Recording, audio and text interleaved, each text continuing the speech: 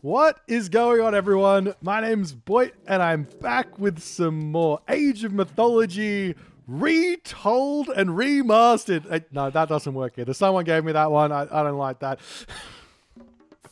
Spawning at the top of the map in the blue color. It's Season 1 Champions League participant. I'm pretty sure he did pretty well in that tournament as well. Nyan Racing Cat. He also has a lot of success on the Age of Empires 4 circuit as well, so it's great to see him back. But he is coming up against one of the streamers with the most hours in Age of Mythology for 2022. 2023, 2024. Actually, I don't know. I don't know exactly about that, but he has been streaming quite a bit. It's Mr. Kiluminati, and he is on his Ra right now. We're about to start seeing things happen here. So we're already seeing the monument to the villagers coming down really quickly here for these players. It's super strong. The one thing that I think that is going to start happening really shortly is players are going to start realizing how good dragging their animals into their town center is over building the granary. In fact, building the granary is probably something you don't want to do just because you can just drag the rhino next to the town center anyways. It's really good. And we're also seeing pickaxe coming in very quickly, or attempting to come in very quickly here for Kiluminati. Nyan Racing Cat on the other side of the map here. He has got himself the wood, it seems, to get... No, he's not got the wood to get his pickaxe. He's not going for it. He's got his monument to the villagers down. He's got his house down. Looks like he's going for a really quick temple and a very quick advance time. I'm not sure at the moment if it's going to be better to try and advance, say, 15 seconds faster or 30 seconds faster with no pickaxe, or if it's going to be better to just get that pickaxe advance a little bit later and enjoy that. We'll have to wait and see how the meta develops, but everyone at this point, not really any idea what's good, what's bad, what's in between. So we'll see how it all goes. But Nyan kicking it off with a bunch of gold already. Kiluminati, on the other hand, already getting up his temple. And this is the biggest... I think this is one of those things that I think maybe is one of the... Probably the biggest thing about this monument empowerment shenanigans. Now, if this isn't a thing and you're trying to empower a temple to get it up, you have to kind of micro your priest or your pharaoh between the temple and a mining camp so you get like full resource efficiency from your gold mine. So like the villager dumps off a gold, then you go back over to empower the temple. Once the villager gets to 10 gold, you get back onto the mining camp, etc.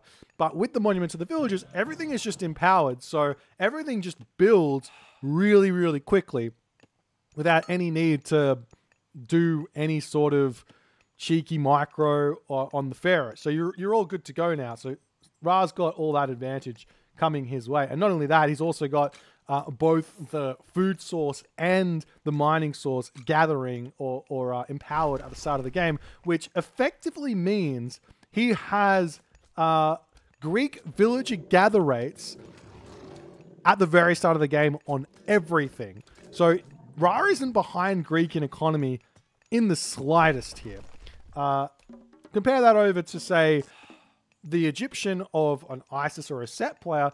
That pharaoh can only empower a handful of villagers, so still half of the economy is going to be sort of not having that that boosted economy. So you have to be a little bit more careful about what, or make better choices about what you want to be grabbing. Anyways, second age coming in, and we do see Anubis here from Nyan Racing Cat. Not going to be going for that stock standard Bast we know and love with Isis getting that Ancestors Eclipse. Instead, he's going to go for Anubis. Anubis gets the Anubite, gets the Plague of Serpents, gets the Necropolis upgrade as well, which is a really big upgrade. Going to boost your Monument's favor gather rate. And also gets a pretty sneaky upgrade in the barracks called Serpent Spear, which is going to boost the Spearman's damage. So, we'll see how Nyan's going to approach this one. It looks to me like he's setting... No? It looks to me like he's setting up for a fast heroic here with only 5 villages on gold. I could be wrong about that one, but that's what it looks like to me. Kiluminati, on the other hand here, he's gone through Ptah. He's going to be getting himself that second town center over here. And he's already jumping onto this gold mine here. When you're playing against Egyptian, normally the Egyptian players are a little bit more defensive. So this is kind of a little bit of metagaming, so to speak, from the side of Kiluminati. He is trying to get onto this gold mine and enjoy it. But Nyan Racing Cat here goes, no, I don't want you on this gold mine. He sends his priest in. He sends the Plague of Serpents in. Oh, and we see something very, very interesting here. The serpents are... Hang on. The serpents aren't myth units. The serpents must be animals because the villagers are utilizing their bow attack to kill these serpents off. This is actually kind of huge here, ladies and gentlemen. Totally different god power. You can't use this on a handful of villages on the gold mine at all because they can just clean that up basically instantly. Huge there. Huge discovery for Kiluminati as he deals with all of that. House is coming down, and we do see Nephthys, the god of choice. So Isis does have access to Sekhmet as well, but in this situation, Nyan is going to be going for that Nephthys. Another interesting part of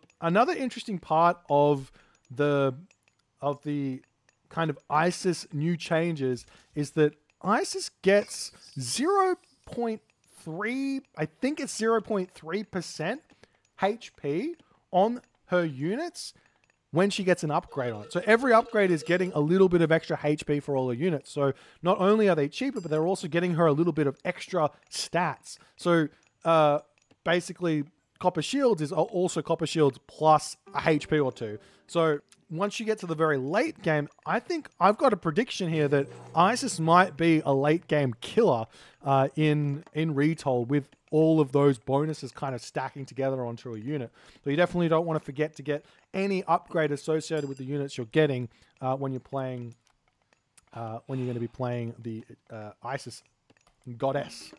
Anyways, Kiluminati at this point, walls coming up. This is something that I guess is kind of pioneered in the kind of later end of Age of Mythology of the Titans lifespan is super early walls, protect my base, and slow my opponent down from coming to kill me. And Kiluminati gets onto this really, really early. Farm's starting to come down. He does have that Shadoof upgrade as he's going to put them all down. Rain going to get cast as we do see a Scorpion Man coming through. Gets a special attack onto that villager and snipes that one before retreating away. So First Blood has been drawn here. And we'll see... at the moment, it doesn't really matter. Lots and lots of damage needs to come in here for Nyan Racing Cat. Kiluminati is on 42 villages. Nyan's on 28. So huge, huge advantage here for Kiluminati in terms of income. But there's going to be a strategy coming for him, and this is a classic, ladies and gentlemen. I've talked about how you can kind of do priest sieges on the Titans, but on Retold, this is the first time we're going to be seeing this. The Nyan Racing Cat has gotten himself the upgrade. I'm pretty sure it's not Spirit of Mart. It is Spirit of Mart. Okay, so Spirit of Mart, he's grabbed that upgrade. That's going to give his priests, or make his priests cheaper, so they're only 70 gold. And look at the damage. They're doing 4.7 pierce damage per second. That's a lot of pierce damage in a 70 gold unit. Compare that over to, say a Slinger, who's probably not doing that amount of damage normally, as the priests all going to start wandering forward, and Nyan is going to be going for a really brutal timing attack on Kiluminati. Kiluminati sees it coming now. Will he be able to defend? What's the options here? Now, option number one is just try and hold until Answers Eclipse gets clicked and then retreat away. Option number two is...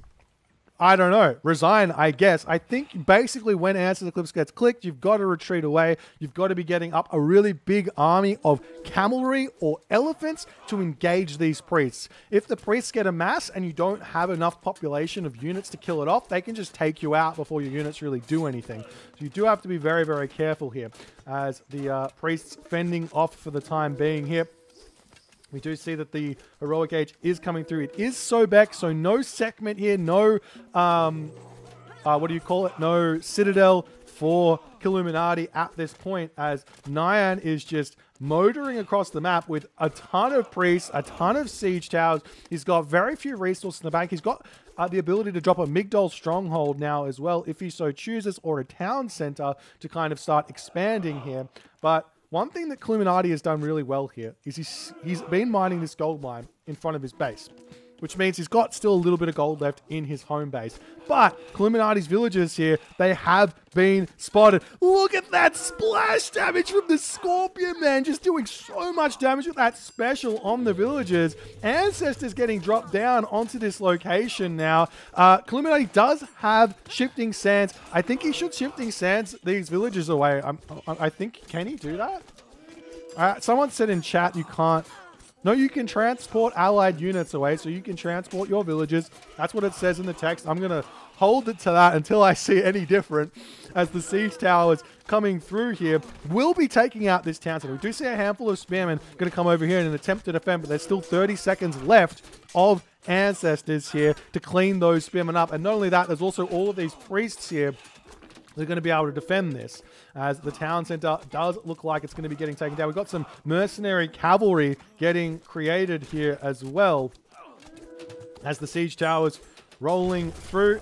Town center is down. Kiluminati is in a very, very tough position. And we see the Scorpion man targeting the villagers in the main base as this is all going on. Too much for Kiluminati to deal with at one moment here in the game, as Nyan is pushing through with a brutal efficiency here. Look at all the villagers taking so much damage. The villagers now going to be making their way up onto potentially killing the obelisk or moving over onto this gold mine as well. But the siege towers, they're not going to be stopping here. Do we see Nyan with a Migdol? Yes, we do. Another option here for Nyan, instead of actually spamming out a whole bunch of wood and priests here, would have been put the Migdol down and go Mythic Age. He goes Mythic Age, Meteor onto this position, just completely blows it up, and then go into Migdol units afterwards. Could be a really, really nice transition away from this, but we do see Kiluminati has got himself the Migdol stronghold up onto this position. He has dropped down from that enormous villager lead from down for, I don't even know what he was at, but down to 20, and Nyan is in the lead by 25 villagers at this point. It is a huge lead, and he's only on one town center, so this is absolutely huge.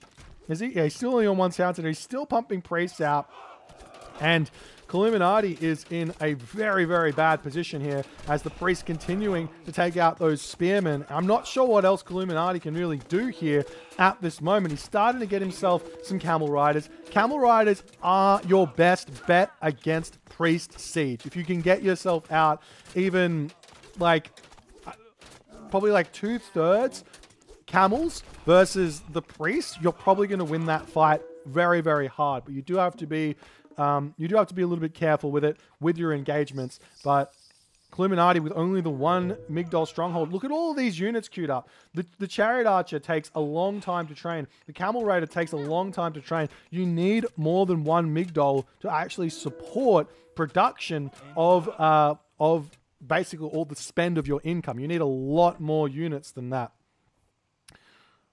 As Nyan now going to be retreating back. He's still got a significant military unit advantage here as well at 5k, but he has decided to pull back. Going to be dealing with all of these spearmen out onto this position here as well, and then potentially moving up to take out this gold mine. But that does allow Kiluminati to make a bit of a retreat back down to the bottom side of the map here.